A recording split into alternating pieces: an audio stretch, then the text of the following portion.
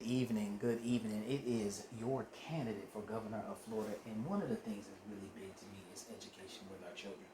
And what's the ground level? So what you are seeing right now is the actual statute that is creating one of our biggest educational problems. Now I know candidates be out here talking about how they're big on education, but they never point again to the core issue. How do we get to the root cause of the problem?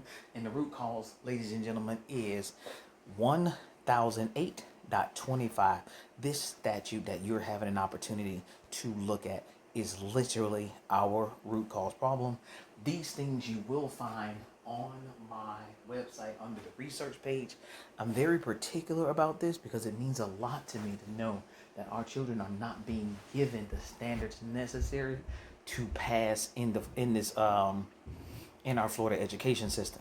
So, what we're looking at is one of the key findings that I found was that student progression should be based in part on satisfactory performance in ELA, social studies, science, and mathematics. The in part language creates the loophole, not solely based on academic performance. This is crushing us. As you can read, most of it is each district must establish its own comprehensive plan. Progression based on mastery of standards and core subjects must emphasize reading proficiency K through 3, which is very important. Must provide targeted support. Now, then when you look at if you have a child that is on the IEP or I believe it's the 504 plan, you're going to know about access points. It's an alternate academic achievement standard for students with significant cognitive disabilities. So you have to have significant cognitive disabilities. So one of the things that we noticed is that we have a grading policy of a 50% floor. District level grading policies, the IEP, and the 504 grading modifications. Now, here's the problem. It's the 50% minimum grading policy. Now remember, in the 1008.25 statute, they use the word in part. In part is what created the loophole. So when you're asking yourself, why are our children not as smart as they could be? It's because we removed the standard. We allowed a loophole for the standard. So if you look at this, and trust me, I did my research. You can see where I cited my source, just in case anybody goes insane. My source here. Board member Marsha Powers, I do not think it's a good idea for us to be giving a 50% to students that turn in nothing. Just do nothing and get a 50%, or someone could do something and still get a 50%. How fair is that? So we did have teacher pushback. We did have board member pushback. We did have citizen pushback. As a matter of fact, we had, if you look, a poll showed 91.9% of respondents believed the policy was unfair. One of the critical findings was this policy artificially inflates grades and prevents students from receiving the failing grades they actually earn. A student performing at a 0% proficiency receives a 50% grade. Now you can see how an individual or a school can inflate your grades. Now, one of the things that I've heard when I went to meetings is, well, the standardized test that we use, it isn't the end all be all of the student. Well, if you can inflate the report card grades and you're also saying that the standardized test isn't the end all be all, how does the parent know that their child is actually learning something? Because you're not going to know that they're inflating these grades. Most people don't even know that right now your child can't get below a 50%. So you may be thinking that your child understands what's going on because they are getting grades that are not indicative of what they're actually earning. As you can see here, the administrative pressure to change grades. You can see the source, so you don't have to worry about it. Again, this is all on my webpage under the research area if you're looking to figure this out.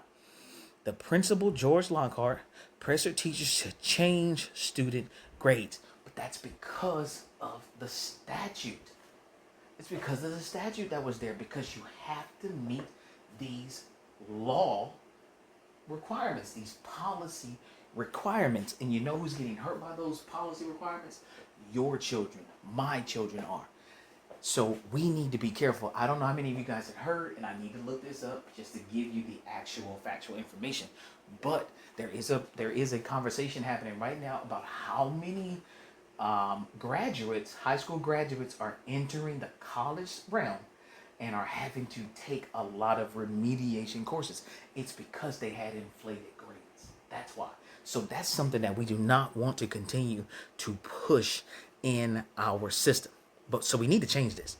But the problem is how do we get there? Again, if you go back to look at my first video and my implementation plan, you're gonna see how we get there. And it's not the first video, it's the one I did right prior to this one. That's how we're gonna get there. So I wanted you guys to take a look and have an opportunity to see what's going on here. You know, one of the questions that I did have that I did answer for myself was why your child receives average grades despite below grade level performance. The 50% grading floor, even if your child fails assignments, they're likely to receive a 50% minimum, artificially inflating the grade overall. Now you got to understand that, hey, you're going to say, well, maybe a 50% is still failing. Well, you got to go look at your individual school to figure that out because a 52 may be passing now. So you really need to go and look at what your school's giving. And it doesn't take much, in-class participation. Or maybe your kid was just, like happy that day and they decided to give them a better grade.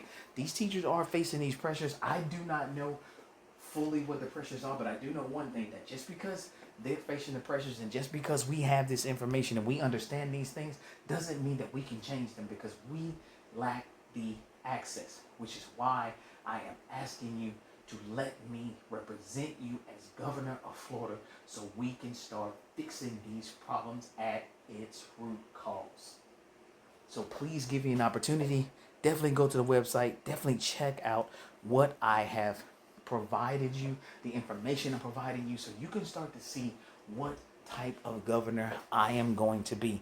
You can assure yourself that not only am I going to make sure that I tell you what's going on, I'm going to show you how we got here, and I'm going to make sure that my sources are always available for you to look up as well. It's about time that we take this information, we take some of this factual data, we put it out here, and we let you know what's going on. So I really appreciate your time. Thank you very much, and you guys have a great evening.